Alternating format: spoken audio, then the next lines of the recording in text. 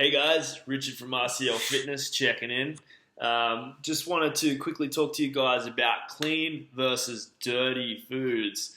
There's a fair bit of this on social media and out on the internet there, and I just wanted to clear some things up. So basically, getting right into it, I want you to think about being inclusive with your food instead of exclusive, okay? So instead of saying there are bad or dirty foods and excluding those from your meal plan or from your diet, as it were, why not be inclusive with the foods that you have or that you eat in your diet? So what I want you to do is remove the thought that there are good or clean foods and that there are bad and dirty foods, okay? Put all of them into one basket, into one category, and label it as fuel for your body, okay? Yes, there are some foods that are less beneficial and they lack the nutrients that your body may need, but that doesn't necessarily mean they need to be labeled as a bad food, okay, guys?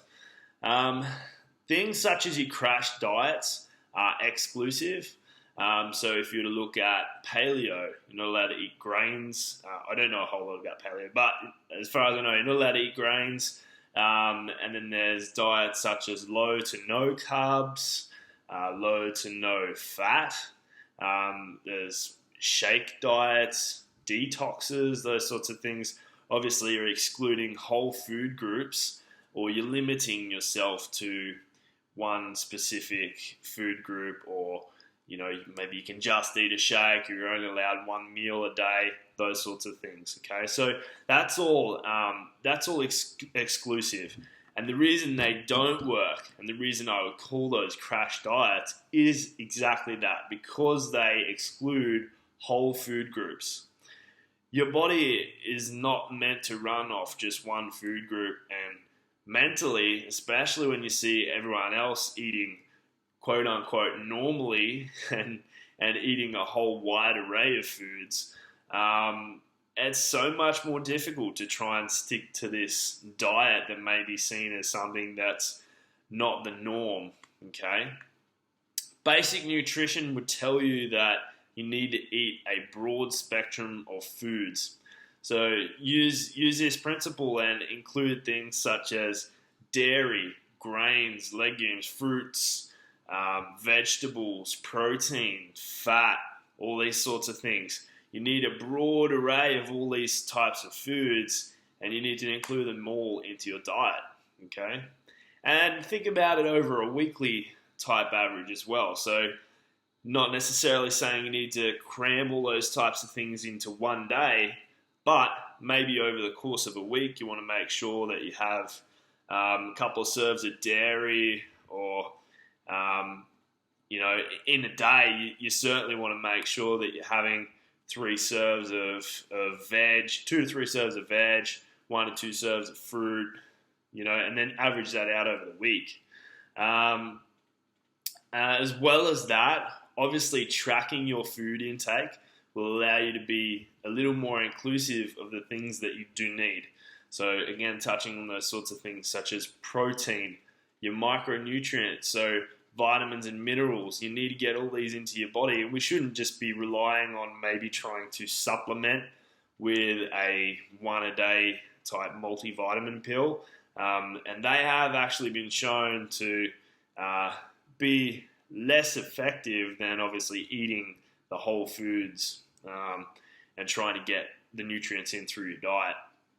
As well as that, obviously, you've got your fiber on top of the micronutrients and the protein. Once you hit all these requirements for the protein, macros, vitamins, and minerals, and fiber, then maybe you can also include those indulgences, things such as ice cream or cookies or Snickers or whatever. This sort of stuff is going to keep you sane. If in the long run, when that is tracked, obviously you want to track and monitor eating these types of things. It's not just willy-nilly you go out and have a cookie every day.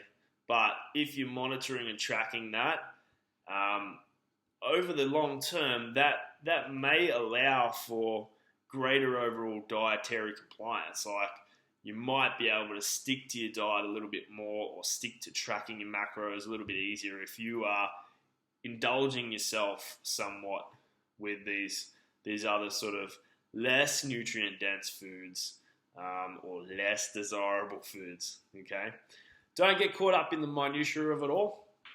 It's all well and good to say that you eat less processed, but almost most of the food that we consume nowadays has been processed to some extent anyway.